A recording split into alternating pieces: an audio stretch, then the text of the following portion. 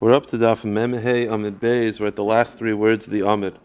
Just to review, the subject of today's Daf is the carbon Shtei Alachem, which is brought on Shavuos. Now, included with the Shtei Alachem, which is the two loaves that were eaten by the Kehanim, they brought many animals. They brought bulls, a bull, 2 rams, 7 lambs.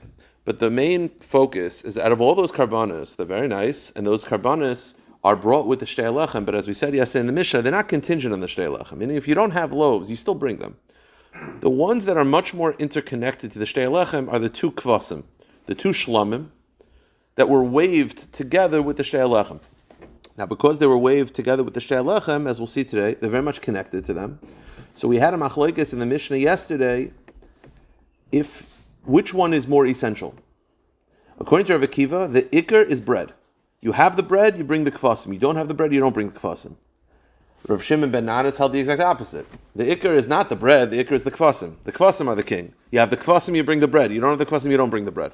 So they're definitely connected. One of them is ma'akiv and one of them is not. And we had a machlokes yesterday, which one? And the machlokes was based on how you interpret the pasuk of kodesh yiyeh la'Hashem la'koyin. What is the kodesh yiyeh? Yiyeh is always ma'akiv. Is the yiyeh referencing the bread, like Rabbi Akiva, is yiyeh referencing the kvasim, like Rav Shimon ben Nanas. So you see that they're connected, and one is ma'akiv, meaning everyone agrees one is essential. Rabbi Akiva holds that the main thing is the bread. If you have the bread, you bring the kvasim. If you don't have the bread, you don't. If you have the kvasim, if you have the bread, you bring the kvasim. If you don't have the bread, you don't. But the ikar is the bread. But according to Rabbi Akiva, you could bring the bread without the kvasim. The bread is the ikar. Rav Shimon ben Nanas says the kvasim is the ikar. So they both agree you could bring one without the other. The question is which one. Says the Gemara, Am Rav Yochanan, Hakol Moedim, Shem Huzkuhu Zelazeh, Shemakvin Zezeh. Says Rav Yochanan, while Rav Akiva holds that the ikar is the bread, and you could bring the bread without the other, and Rav Shimon ben Nanas holds the ikar is the kvasim, you bring the kvasim without the other, at some point, says Rav Akiva, once they're together, they're like a marriage, you can't bring one without the other. Meaning, the machlokes of Rav Akiva and Rav Shimon ben Nanas is up to a certain stage. Up to a certain stage, you can bring one without the other. Rav Akiva holds the bread, Rav Shimon ben Nanas holds the kvasim. But at a certain point in the process, they're now bound together. Everyone agrees you need both. You lose one, you throw out the other. Okay? I'll throw out. You understand? You dispose of it properly. What is that stage where they're now bound together forever? Says the Gemara, Eizu zika shalahan shchita. The shchita. Meaning, once you shech the kvasim and the bread is there, they now have to stay together. What do you mean the bread's there? You have it. It's there. No. You see, whatever, it's there. It's present in the Azara. You see, Rav Akiva and Rav Shimon ben Nanas are referring to a situation where you don't have one. You never had one. You either only had bread or you only had the kvasim. Rav Akiva says if you only have a bread, you're good. Rav Shimon ben Nanas says if you only have kvasim, you're good. But once you have them together, b'shah shchita, you need both. Everyone agrees to that. So shchita is what binds them forever. Says the Gemara, Amar Ula, Boy Marava. Very interesting question, Eretz Yisrael. The question seems a little bit funny. I told you what binds them forever? The shechita, shechting. Meaning, if you shech them, they're together. You need them to be together. If when you shech them, you only have one. Okay, that's the machlokes. Which one is essential? Obviously, if you shech it, you're talking about you have the animals. But if you have them both by the shechita, they're now bound together forever. You need them both. You lose one, you don't do the other. So it says the Gemara, is what binds them the shechita? What about the waving before the shechita? That's the Gemara's question. What if is the waving before the shechita binding them together? Now, I'll say this out. So we'll see. The reason why that's a little bit of a strange question is the Gemara said what binds them together is the shechita. So you said, what about before the shechita? I said what binds them together is the shechita. And you're like, well, what about the waving that takes place before the shechita? Well, we said what binds them together is the shechita, not before. Rabbi Yochanan said the shechita binds them, not the waving before the shechita. So what's the kasha? So by Marava, they asked in Eretz Yisrael, Tenufa is a zika, Ayeno is a zika. Does the waving bind them together before the waving before the shechita? Does that bind them together? So says the Gemara, Pasha limit Rabbi Yochanan. Dom Rabbi Yochanan shechita is a zika. Mechal Tenuva is a zika. I don't say. Look at the question. Look what Rabbi Yochanan said. Rabbi Yochanan said what binds them together is the shechita. Obviously, the waving before the shechita does not bind them together. So what's the shaila? So it says, I'll tell you the shaila. The shaila is what would Rabbi Yochanan say? Rabbi Yochanan said that the shechita definitely binds them together. What would Rabbi Yochanan say about the waving? Is it a suffix or is it for sure not? Meaning it could be that Rabbi Yochanan also wasn't sure. Maybe the waving binds them together, maybe not. All Rabbi Yochanan said is that shechita for sure does. I don't know what the waving would do. it's still a little bit of a question mark. The Gemara says, Rav Yochanan Gufa kami b'alei. What we're trying to figure out is what would Rav Yochanan say? Pshita leila Rav Yochanan, the shchita is a zika. One option is Rav Yochanan was saying confidently, the shchita binds them and not the waving does not. Or shchita pshita leitunav mizavle. Or maybe Rav Yochanan was saying like this, the shchita for sure does, I don't know about the waving. So that's the question. The question is, what does Rav Yochanan feel about the waving? Is he confident it does not? Or maybe it does. Teku, we're not sure. Okay.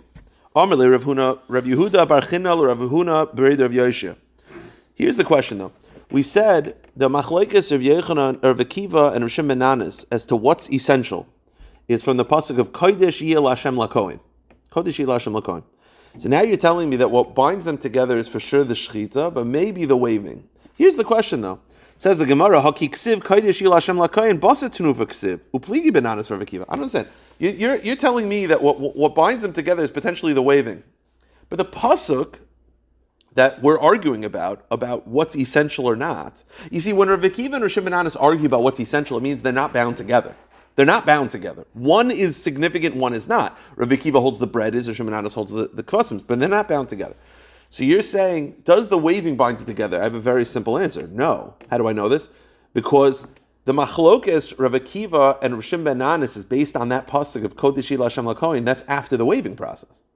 So obviously the waving doesn't bind them together, because if the waving binds them together, there would be no machlokes. So the very fact that they're arguing in the pasuk after the stage of waving means the waving is not significant. Because if the waving was significant, then there would be no machlokes. I would say they're bound together. There's no machlokes. The whole machlokes is which is essential. If the waving binds them together, then the waving, that's it. Then they're bound together forever. When do they argue in the pasuk? Kodesh Yeh Lashem Lakohen. Those words are written after the waving process. So obviously the waving process is not essential. If it was essential, there would be no machlokas. Then they'd be bound together. Which is more significant? They're married. They're both together. I don't know. They're not individuals anymore. So the fact that they're arguing on the words after the waving process shows you the waving process is irrelevant. So the Gemara, I'll just say this outside. The Gemara says it's not true. When does everyone agree that they're bound together? The shechita. Those words are also after the shechita. The pasuk that describes Kodesh Yeh Lashem Lakohen is after the shechita also. So how do you reconcile that? That pasuk is where we're trying to figure out which is the most essential, either the bread or the kvasim. But those words are written after the shechita. The shechita for sure binds them together. What's the answer? When that pasuk says those words, it means that which is referenced earlier shall be kodesh. Meaning sometimes the pasuk will write a line, but it's not in the what do you call it, the chronological order. It's referencing something earlier. Meaning the pasuk will say A, B, and C, and then the last words of the pasuk will be, this is kodesh. It doesn't mean it's kodesh now. It means that which was referenced earlier shall be kodesh. So don't be medayek where the words of the pasuk are that they're arguing, whether it's after the tnufa, after the shechita. The pasuk is referencing the whole process, and it's actually, you sort of take it out of place. Says the Gemara, what do you have to say? The pasuk when it says Kodesh Yeh Lashem Lakohen, it means that which we've been discussing is holy. Not here. It's going on the earlier stages. My Kodesh Yeh Lashem Lakohen, so don't be medayek either way. Okay, here's the Gemara's kasha. Let me say outside and we'll see it inside. It's very, very simple, and that is like this. Right now we're saying what binds them together. What binds this carbon together? That they're now partners. The bread and the kvasim for sure is the shechita. Here's the Gemara's kasha. The Gemara's kasha is from the toida carbon. Okay, the carbon toida had with it a lot of bread. It had 40 loaves of bread. If there's something that goes wrong with that bread, it's a problem. Yeah, it's an issue. You can't bring the toida without the bread. You need them together. So here's the kasha. Let's say after the shechita, so I shech the toida, yeah, and we'll see. We'll go through this, repeat it 3 times. But let's say you shech the carbon, and then you lose one of the loaves, or one of the loaves rips in half. So you no longer have 40 whole loaves. So what do? Kind of stuck. So you know what you do?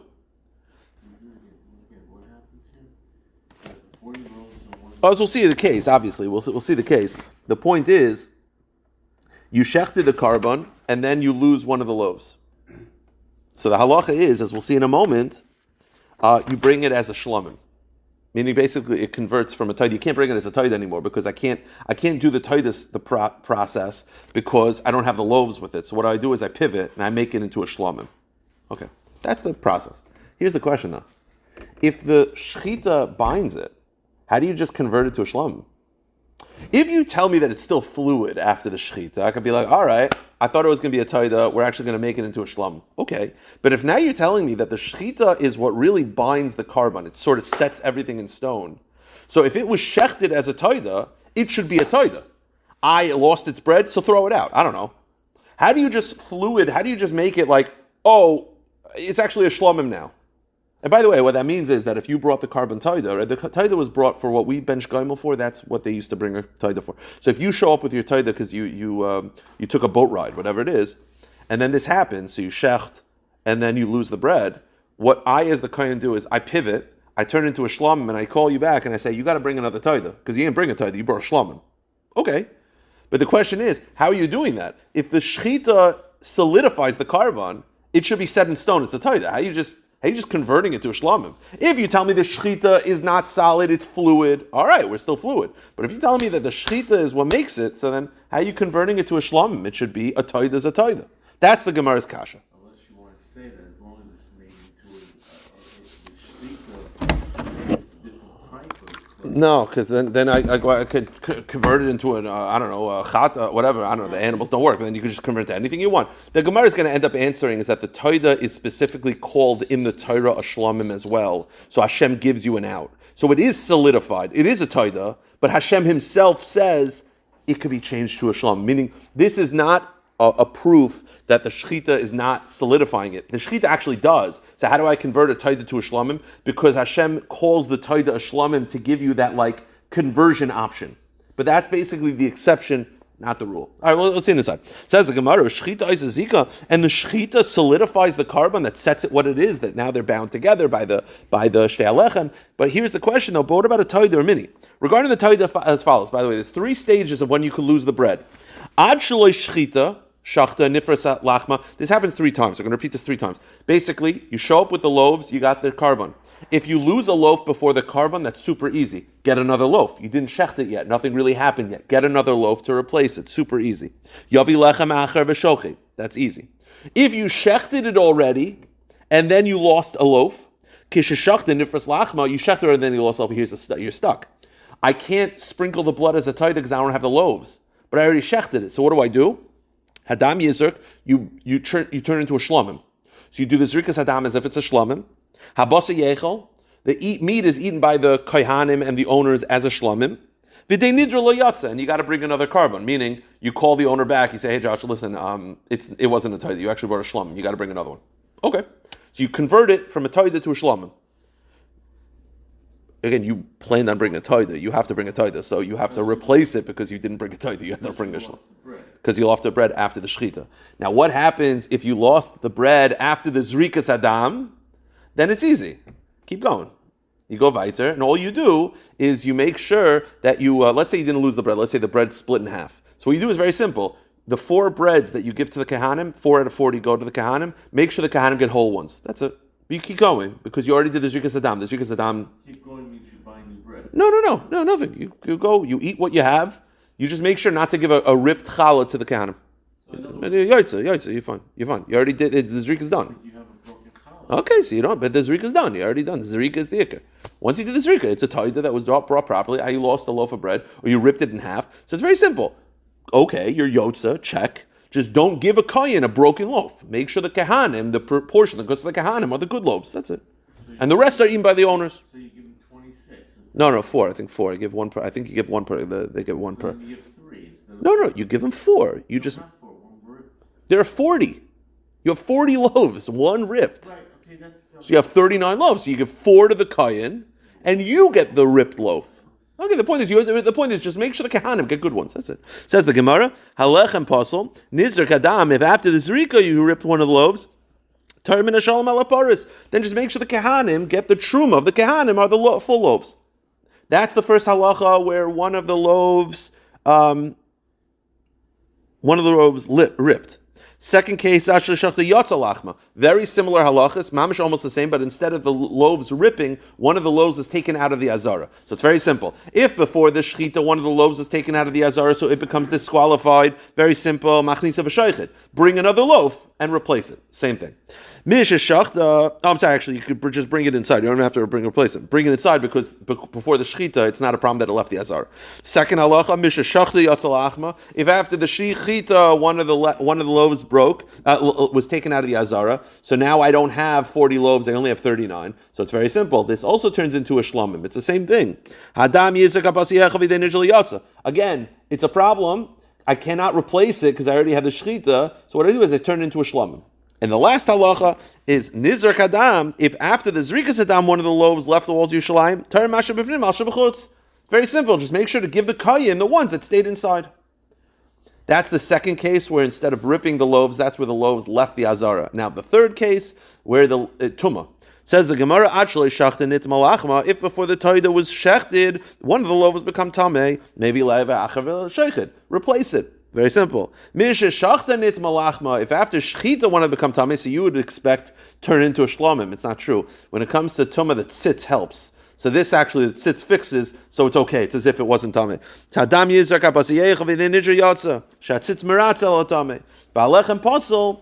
That you can't eat the loaf, obviously, because it became tameh. But you're yotza the carbon. And nizr kadam tarim and atar al tameh. If after the zrika one of it becomes tameh, then it's very simple. Just make sure to give the kayim the non-tameh ones. The kitzer, what do we see from this? The So the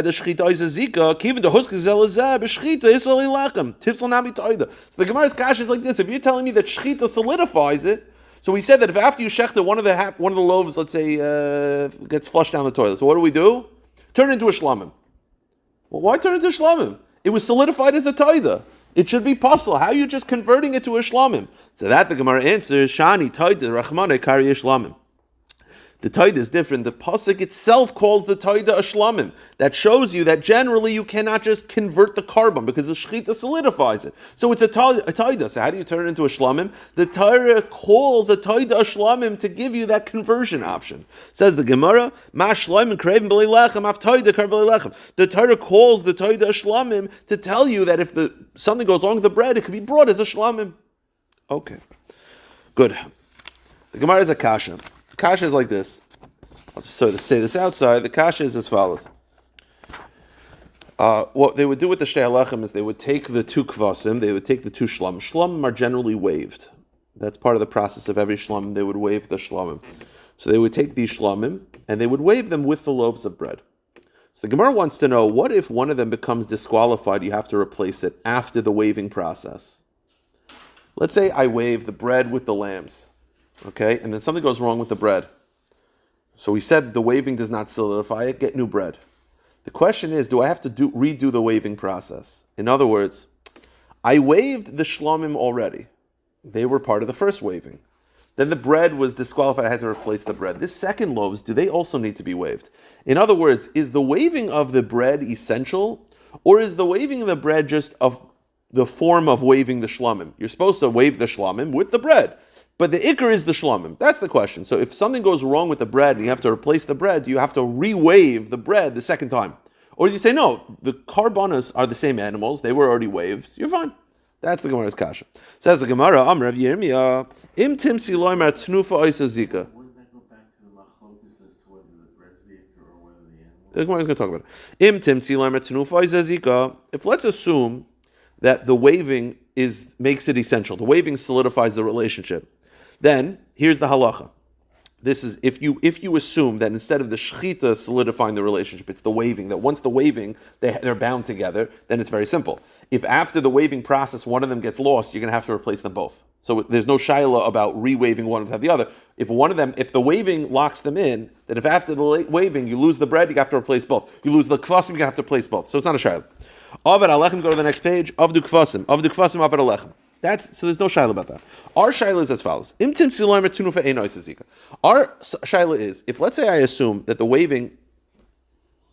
Did I make a bracha on this? Let's assume the waving does not solidify it. So if after the waving I lose one, I replace it. See, here's the shaila. I bring the bread, I bring the kvasim, I wave them. And then I lose the bread. The hevi lechem acher, and then I replace that bread. So now the question is, do I have to re-wave the second loaves? Is the waving of the loaves essential, Or is no, every shlomim has to be waved. So the ikr is the animals. This one you happen to have to wave it with the bread, but you don't have to wave the bread. So over here, when you're replacing the bread, you don't have to re-wave the second loaves. That's the shaila. So the Gemara speaks it out. My father mentioned this. We said yesterday is a machlekes or Akiva and Shemananis, which is king. According to Shemananis, the kvasim are all that matters. The kvasim are the ikr. So according to him, you wouldn't have to re-wave the bread. I don't care about the bread. It's the kvasim that are the ikr. The shaila is, what would Rav Akiva say? Rav Akiva holds that the ikr is the bread. Would Rav Akiva require me to re-wave the second loaves? That's the shaila. Says the Gemara, listen, if you lost the loaves and you're replacing the loaves, if you lost the animals, you're replacing the animals with the second set, of course you have to wave them. All shlomim need to be waved. That's the ikr. The shaila is, do you have to also re-wave the bread if you lost the bread? The Gemara speaks out further. According to Benanis, that the animals are king, Avadi, you don't have to re-wave the bread. He doesn't care that much. The shaila is, what would Rav Akiva say? Damar lechem ikr. Rav Akiva holds the ikr is the bread. So what is the law? Kivan de lechem ikr boy tnufa. Akivan de matirin didei kvasim ninu loy tzarich tnufa. Do we say that the bread, according to Rav Akiva, is the ikr, so it needs to be re-waved? Do you say no? The waving be'etzem is waving the shlomim. The bread is just like a supplement. Oh, but you don't have to re-wave specially for the bread. Don't worry. Teiku, we're not sure. Okay, we're going to do over here now. Okay, two more sugyas. This one is a quick one. So Menachos had the pictures, but you don't really need the pictures for now. The diagram, you don't really need it. The Shtei Alechem had many animals with it. Okay, you had the loaves. It doesn't really matter the numbers, but you have bulls, you got rams, you got lambs, 7 lambs, 2 rams, a bull. And we said yesterday, those are definitely not essential. Meaning, if you don't have the bread, you definitely bring those. There's no shaila. The only one that's a shaila are the 2 kvasim. The shaila is the 2 kvasim that are waved with the bread, which is essential. Is it the bread that's essential? Is it the kvasim? If you lose the bread, do you bring the kvasim? If you lose the kvasim, do you bring the bread? Out of all the karbanos, so think about it like this. You have the 2 loaves. Those are the ikr, right? You got the 2 loaves over here. With that, you got the 2 kvasim that are for some reason they're very bound to. But the 7 lambs that accompany it, the ram, the bulls, nothing. Why is it that the 2 kvasim are like so makusha to the bread, as opposed to the other parts of the karbanos? Again, the shtei alechem have so many components. The 7 lambs are also brought with the shtei alechem. But that we said, yeah, it's fine. You bring them even if you don't have bread. But the 2 kvasim, no, they're bound. Well, why are those more bound than the rest? At what point are they bound? The shechita, okay, fine, but they're clearly very makusha. So the question is why? Why is that the 7 lambs that are part of the shtei alechem process, no bread, bring them. No, them, bring the bread, I don't care. But the 2 kvasim, no, now we're talking. What's the pshat? It's all part of the same carbon, it's all part of the same list. Well, why is it that these are so essential? Now, I'll tell you outside, the 2 things that make it unique is that the 2 kvasim are waved together with it. So you could already say, well, if they're waved together, that means clearly there's something. On the other hand, you have sometimes karbanos like the taida is very much bound to its bread. We just got finished saying you lose 1 loaf, you don't bring a taida anymore, and they're not waved together. So you see that waving doesn't really matter that much. The other thing that makes it very unique is that it's a shlomim. The others are not shlomim. Shlomim could be that it's more makusha to the bread because it's a shlomim. That we'll see inside. Why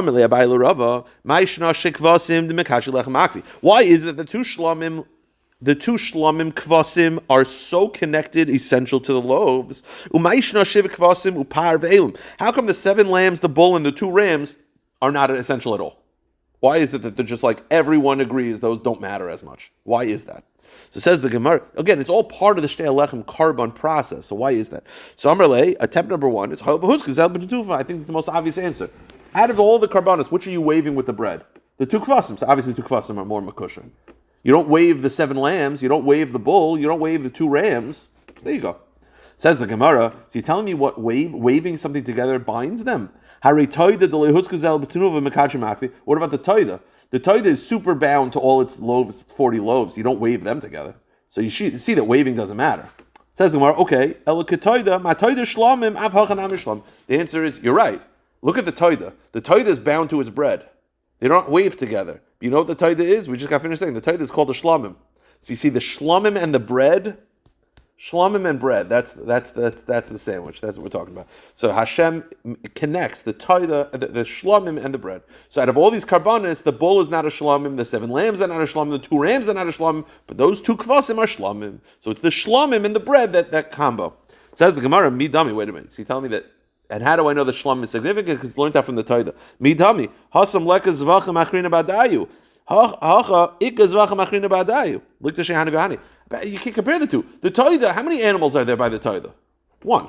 So they're bound together. Well, there's nothing else. Over here, I got 4 different animal combinations. And only 1 out of the 4 is essential. How do you see that? Says the Gemara, El Kayel Nazir. You're right. The 2 shlomim are more compared to the ram of the Nazir. The ram of the Nazir, there are multiple animals that are brought, but that's the only one that's essential. So you see that it's that nekuda. Ma'el nazir afagav dikas v'achim achrin is shlomim. It's a shlomim, and yet there are other karbanos, but it's the shlomim that's essential for his tahara process. So too over here as well. The only thing that's essential is the shlomim. Says the Gemara, and how do I know by the el nazir? It's the shlomim that's the most essential. The Tanya, meaning when it comes to the nazir, they bring bread, they bring matzahs. And out of all of them, the only thing that's really essential is the shlomim. So over here as well. How do I see that? You see over there, the pasuk equates the matzah to the shlomim. Over there, just like the matzah is only kaddish if you do the shlomim properly, so to here as well. Okay, here's what we're going to do to the end of the daf. It's very simple, and that is like this. We said yesterday, you have the two lechem, the 2 loaves, the shtei lechem, and the 2 kvasim. And we said which is essential, which is king. Which do you bring one without the other? Before the shechita, forget about the shechita binding them. Yesterday's stuff. According to Rishim and Anas, the ikar is the kvasim. According to Rav Akiva, it's the bread. Let's focus on Rav Akiva. We're going to focus on Rav Akiva to the end of the daf. You have a situation where you lose the lambs. I don't have the lambs. All I got is bread. So what does Rav Akiva say? So bring the bread. Bread is king. Bring the bread. Here's the question. Do you eat the bread? Generally, you eat the bread. But over here, I don't have any kvasim. What do I do with these 2 kvasim, with these 2 lechem? Again, I lose the kvasim. According to Rav Akiva, if you lose the kvasim, just bring the shtei lechem on their own. The question is, what do I do with them? Do I eat them? 2 choices, seemingly, is you eat them like you normally do. Or do you say, no, you don't eat it without the kvasim. What you do is, you burn it. What you do with all disqualified karbanas, burn it. Those are your 2 choices. Do you eat or do you burn? Again, we're not sure what to do because I know what to do in the average year. The average year, you bring all the kvasim, you bring all the karbanas, and then after the zrikas adam, you eat the bread. Over here, I don't have any kvasim. Rav Akiva says, still bring the bread. The question is, what do I do with it? Do I eat it? Do I burn it? That's the question. Says the Gemara, Amar le Abaye le Rava. I'm sorry. Tana Rabbanan, Shtei halechem abaz b'fnei atzmai. According to Rav Akiva, if all you have are the 2 loaves of bread, you don't have the kvasim, so you bring the 2 loaves of bread. This is what you do. Yunfu, wave them. Again, the choices should be eating or burning. What does he say? Taber tzurasan. Let them sit out overnight. Once they sit out overnight, they become disqualified. Then then burn them. That's strange. I get eating it because it's supposed to be eaten. I get burning it right away because it's disqualified by the fact that you don't have the animals with it. But what he says to do is to just let it sit overnight. It'll spoil, halachically spoil. When a carbon is left sitting out overnight, you can't eat it anymore. So let it sit overnight, and then it's disqualified, then burn it. I don't get that. That's what we're going to be dealing with to the end of the daf. We're going to have 4 different approaches as to why am I doing this. I get eating it, I get burning it. I do not get letting it sit out overnight and then burning it. Menachos, if you're supposed to eat it, eat it. If it's not supposed to be eaten, burn it right away. Why are you just letting it sit out overnight? That's a very strange, it's a strange approach. Why are we doing that? Why are we letting it sit overnight? You should just eat it or burn it right away. That's the Gemara's kasha. Says the Gemara, Menachos, I don't understand. Ila achila asin, if it's supposed to be eaten, lichlinu, let it eat. Ila sreifa asin, if you're not supposed to eat it, you're supposed to burn it because it doesn't have animals associated with it. L'safinu alta, then burn it right away. Lamlu ibert surah. Why do you have to let it sit overnight? It's a strange thing. So we are going to offer 1, 2, 3, 4. I believe 4 answers. Answer number 1. is Rabba. Amar Rabba, lo'il machila aisin, gezerah shemi izdamilam kvasim l'shana haba v'yoimru. Ishtaki le'echanu lechem le'kvasim, ach shenami nechol. Ve'inu le'yadi d'ishtaki le'hava kvasim, inu shar nashayu. Hashte kvasim udeshar lehu. Simple answer number one is Rabba, and he says very simple. Midaraisi, you're supposed to eat it. But we don't want you to eat it. Why? What's going to happen if you eat it right away? 10 o'clock in the morning, you're going to eat it right away. Perfect. What's going to happen the next year? The next year, when there are animals, they're going to eat it before the animals are brought. Because they're going to say, last year we ate it at 10 o'clock, no problem. Not realizing last year there were no animals to be matir it. Once there are animals, you got to bring the animals first. So we're afraid that if you let them eat it right away, this year, the next year they're going to eat it before the animals are brought. But they're not going to realize that you could only eat it without animals when there are no animals. When there are animals, you got to bring the karbanos first. And because of that concern, we say like this: Midaraisi is supposed to eat this. We can't burn it right away because Midaraisi is supposed to eat it. Chazal didn't want you to eat it. So you know what we do? Let it sit overnight. It'll become disqualified, then throw it out. That's answer number one. That's Rabba's take. Says the Gemara, Amar Rabba min Amilo. Rabba says, how do I know this? That what? That it's midaraisa supposed to be eaten. Meaning, Rabba is telling you a chiddush that when you don't have the kvasim midaraisa, you're supposed to eat these she'al lechem. But you just practically don't like you to because we're afraid of the concern. So this is a very geshmak araya. You just have to be holding. How do I know that midaraisa is supposed to eat the she'al lechem without the animals? In this situation, this specific situation where I lost the animals, and we follow Rav Akiva, that you still bring the she'al lechem, your midaraisa is supposed to eat it. How do I know this? So says the Gemara, Ditnan, the Mishnah says, Amar Rav Yehuda, Hey ben Buchri b'Yavne, kol koyin sheshoygel einei chayte. Ben Buchri felt like this. We know that this kuf of the year, they would give machzah shekel. They would give machzah shekel by the Mishkan, the beginning of Nisan. Why would they bring machzah shekel by the beginning of Nisan? It's a mitzvah min HaTorah that every Jew is supposed to give machzah shekel, and from that machzah shekel, they're supposed to buy the communal karbanos. The question is, are kehanim obligated to give machzah shekel? So Ben Buchri says, no, they're not obligated, but they could if they choose to. Okay. So he holds that they're not obligated, but they could if they choose to. Comes the Gemara, Amar le Rav Yochanan ben Zakkai. Rav Yochanan ben Zakkai says, like, you're not correct. Kol koyin she'einu shekel chayte. Kehanim have to give machzah shekel. So says Rav Yochanan ben Zakkai, why is it that the Kehanim were not careful with this halacha? And they didn't really give machzah shekel so much. He says they convince themselves that they're potter, but they're not actually potter. They have to give machzah shekel. So why do the Kehanim feel that they're potter? Says Rav Yochanan ben Zakkai, she'kehanim darshim because of atzman. The Kehanim made the following drasha just to save them some money, but it's not really true. This is their following argument of why they felt they don't have to give machzah shekel. Because v'chol minchas koyin kolul tia lo seachol. Okay, you're not a koyin. If you bring a mincha, it's eaten by the kehanim. But if I'm a koyin and I bring a karban mincha, you know what happens? It's entirely burnt. The minchas of kehanim are entirely burnt. So they said to themselves like this: if we donate machzah shekel, that means that the she'al lechem is partially, which is bought from communal funds, is partially paid for by Kehanim. Then it should be like a mincha of Kehanim, no one should be able to eat it. So that was their argument. They said, if we contribute, that means it's partially owned by Kehanim. Well, bread karbanos that are owned by Kehanim are entirely burnt. So how are we eating the she'al lechem?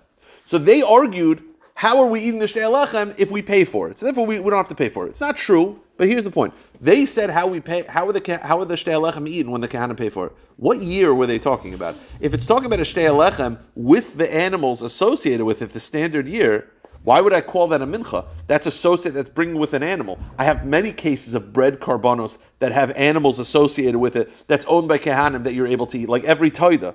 The very fact that they felt that you are exempt, that if we were to contribute, it would make it rendered inedible, it's obviously talking about a she'al lechem without an animal associated with it. Says the Gemara, Hani she'al lechem hechidami.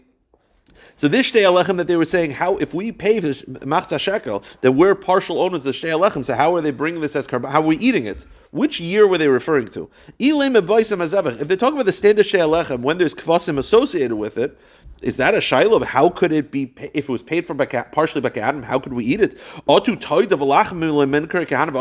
kohen is able to bring a carbon toida. That's an animal with bread and it's eaten. That's not a problem. The problem is when it's bread on its own. So there must be the she'al lechem that they're referring to is where it's just a she'al lechem without a carbon, like Rav Akiva's case. And they're saying, if it's contributed partially by Kehanim, how are we eating it? So what do you see? They were eating it. So you see the proper thing to do is to eat it. Says the Gemara, it can't be talking about a shei lechem associated with a carbon. It must be a shei lechem without a carbon. And they said, if we pay for it, how are we eating it? It's see that you obviously see that the procedure was to eat it. Midaraisi is supposed to eat it. So it's a raya that if you have the shei lechem for the atzmai, Midaraisi is supposed to eat it, and we let it sit overnight because of Gzeres Chazal. Abaya says no. So by the way, so Rabbi proves that if you have shei lechem without an animal, the fact that it's eaten is not a pasuk, but it's this svara. He's medayik from this brisa. Abaye says it's not a raya. Maybe if the shtei lechem are brought on their own, you're not eating it. So what were they talking about? They said, how could, if we contributed, how are we eating it? That's talking about with an animal associated with it. Wait a second. If it's with an animal, why is that so shver? A toida is an animal with bread and brought by kehanim. Kehanim could bring a toida and we eat it. The answer is over here. It's called a mincha. That's what bothered them. Says the Gemara, really, we're talking about shtei lechem with an animal, and that's why it's eaten. But really, shtei lechem on its own, maybe it's not eaten. The lachman, if you want to say, then why the kehanim so bothered that we can't contribute machzah shekel? Because if we contribute, then how are we eating it? What do you mean? It's a regular carbon that has bread with it, an animal carbon with bread, like a toida. So the Gemara says, no, lechem toida leikri mincha. The bread of the toida is not called a mincha. Shtei lechem ikri mincha. Shneimar mincha chadasha. Because it's called a mincha, they were saying mincha v'kehanim is not eaten. So how are we eating it? But it could be it's talking about with an animal. If it's not with an animal, then it could be that it's if it's not with an animal, maybe it's not eaten at all. So the first approach is, again, we had a shaila. If you bring shtei lechem on its own, then what you do is you let it sit overnight, then you discard of it. So the question is why? Either eat it or burn it right away. So answer number one is Rabba, that you're supposed to really midaraisa eat it, but we're afraid that if you eat it, then next year they're going to eat it without the animal. Okay, fine. So Gzeres Chazal. Rav Yosef Amar no. Lo'ilul Musreifa Aisin. Rav Yosef says no, you're actually supposed to burn it midaraisa. You're not allowed to eat it. You're supposed to burn it because there's no animals. Without the animals, midaraisa you're not allowed to eat it. So here's the question: if you're supposed to burn it, then burn it right away. The answer is, what Yom Tov, when was this talking about? Shtei lechem was brought when? Shavuos. It's brought Shavuos. We don't burn things on Yom Tov that are not essential to Yom Tov. If you have a pasuk carbon, are you allowed to burn it on Yom Tov? No. We don't burn things on Yom Tov, carbonos on Yom Tov that are not essential. So really, it's taka midaraisi and allowed to eat it. You have to burn it. But we can't burn on Yom Tov. So you got to wait till after Yom Tov, wait till Chol Moed. Says the Gemara, loyal Masreif Aisin, v'hay tam midaraisi savinu, l'vishayin sarf and kachim Yom Tov. We do not burn disqualified carbonos on Yom Tov. Here's the problem though. You only don't burn disqualified carbonos when the burning is not part of the avoda. Meaning, if I have a carbon that I'm supposed to eat, and then I mess up, and then I have to burn it. Okay, so we can't burn it on Yom Tov, because you don't need to burn it on Yom Tov. It's not essential to be burnt that day. You just happen to mess up. But if you're telling me that these shtei alechem, without animals, the mitzvah is to burn it, so then burn it on Yom Tov.